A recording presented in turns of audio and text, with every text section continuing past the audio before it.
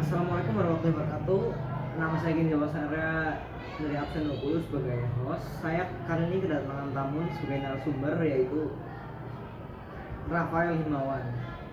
Kita akan membahas tentang tata negara dan pemerintahan NKRI. Ayo mulai. Jadi ini pertanyaan pertama itu lembaga legislatif itu apa sih? Terus tersusun dari apa aja lembaga legislatif? Lembaga legislatif itu lembaga negara yang memiliki wewenang membuat undang-undang rulemaking dan terdiri dari MPR, DPR, dan DPD. Tadi kan katanya lembaga legislatif itu terdiri dari MPR, DPR, sama DPD. Nah, sekarang saya mau nanya, kira-kira saat ini jumlah MPR itu ada berapa? Terus terdiri dari apa aja?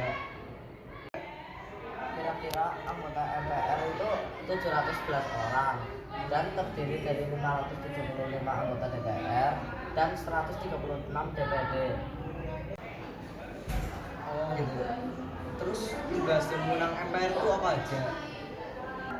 Nah, kalau tugas dan wewenang MPR itu yang pertama ada mengubah dan menetapkan undang-undang dasar. Yang kedua, melantik presiden dan wakil presiden berdasarkan hasil pemilihan umum dalam sidang paripurna MPR. Yang ketiga, memberhentikan presiden dan wakil presiden dalam masa jabatannya menurut undang-undang dasar.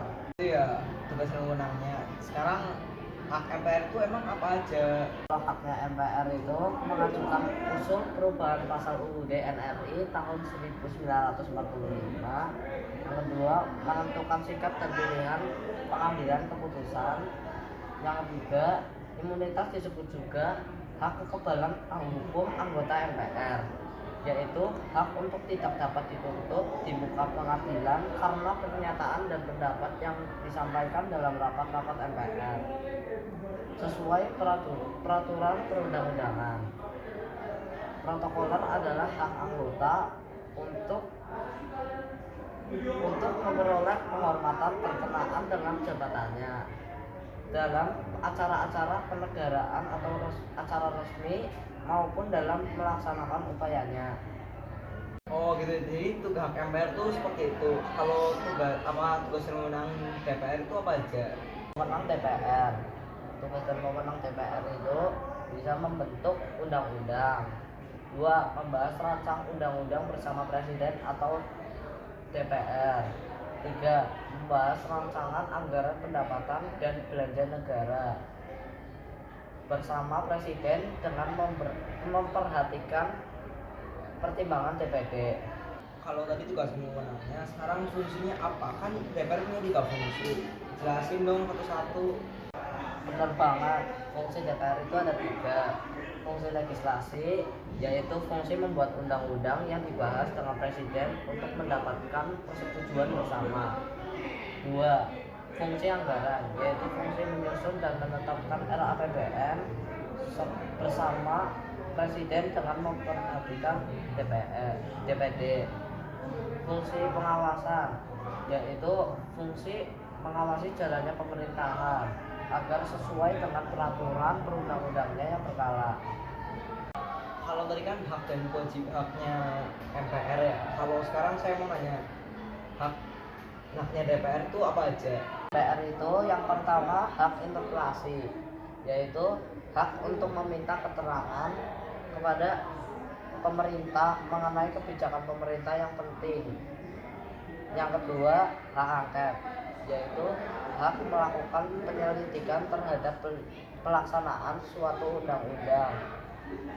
Yang ketiga, ada hak menyatakan pendapat, yaitu hak DPR dalam lembaga untuk menyatakan pendapat terhadap kebijakan pemerintah. DPR punya hak, terus harusnya ada kewajibannya juga dong. Kewajiban DPR itu apa aja? Dari anggota DPR itu yang pertama membela dan memperhatikan kehidupan demokrasi dalam penyelenggaraan pemerintahan. Mendahulukan kepentingan negara di atas kepentingan pribadi. Yang ketiga, menjaga etika dan norma dalam hubungan kerja dengan lembaga terkait. Tadi kan di lembaga legislatif itu ada 3, MPR, DPR, sama DPD. Kalau yang MPR sama DPR kan nggak kita bahas. Terus DPD itu apa sih? Sama tugas dan wewenang, hak dan kewajibannya sekalian. Tolong dijelaskan. DPD itu lembaga tinggi negara dalam sistem ketatanegaraan Indonesia yang anggotanya merupakan perwakilan dari setiap provinsi yang dipilih melalui pemilihan umum. Lalu tugas dan wewenang DPD. Yang pertama, mengajukan kepada DPR rancangan undang-undang. Yang kedua, membahas rancangan undang-undang yang berkaitan dengan otonomi daerah. Yang ketiga, memberikan pertimbangan kepada DPR atas rancangan undang-undang APBN daerah, pelaksanaan APBN, pajak, pendidikan, dan agama. Lalu hak dan kewajibannya DPD. Yang pertama, anggota DPD mempunyai hak-hak, yaitu bertanya, menyampaikan usul dan pendapat, memilih dan dipilih, membela diri. Yang kedua, kewajibannya yaitu membina demokrasi dalam penyelenggaraan pemerintahan, meningkatkan kesejahteraan rakyat. Oh jadi gitu ya lembaga legislatif. Kalau lembaga eksekutif itu apa sih? Eksekutif itu lembaga negara yang memegang kekuasaan melaksanakan undang-undang, menyelenggarakan urusan pemerintah, dan mempertahankan tata tertib dan keamanan baik di dalam maupun luar negeri. Lembaga eksekutif terdiri dari atas presiden, wakil presiden, dan para menteri. Oh itu terdiri dari presiden dan wakil presiden sama kementerian-kementerian negara. Emang tugasnya apa aja? Tolong dijelasin ya. Kementerian negara itu perangkat pemerintahan yang membidangi urusan tertentu dalam pemerintahan. Nah, kementerian negara itu terdiri dari kementerian koordinator. Kementerian koordinator bertugas membantu presiden mensinkronkan dan mengkoordinasikan perencanaan. Yang kedua adalah kementerian. Kementerian mempunyai tugas menyelenggarakan urusan tertentu dalam pemerintahan. Yang ketiga ada wakil menteri. Wakil menteri mempunyai tugas membantu menteri dalam memimpin pelaksanaan tugas kementerian. Yang keempat ada staf khusus menteri. Staf khusus menteri mempunyai tugas memberikan saran dan pertimbangan. Jadi gini kan Soeharto tuh bisa menjabat sampai lebih dari 30 tahun. Kenapa presiden sekarang tuh maksimal 2 kali periode masa jabatan? Itu kenapa? Kok nggak bisa 30 tahun lebih?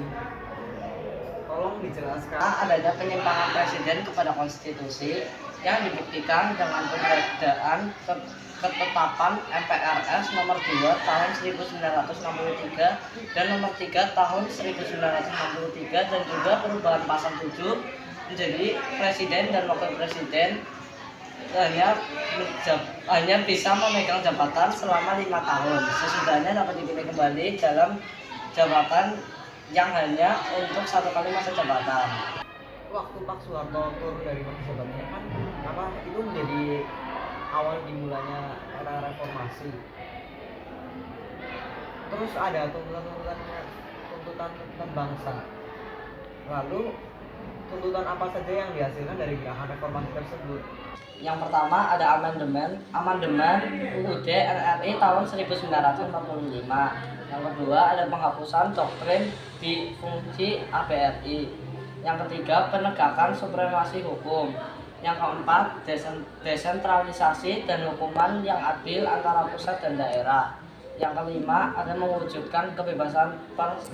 Yang keenam mewujudkan kehidupan demokrasi.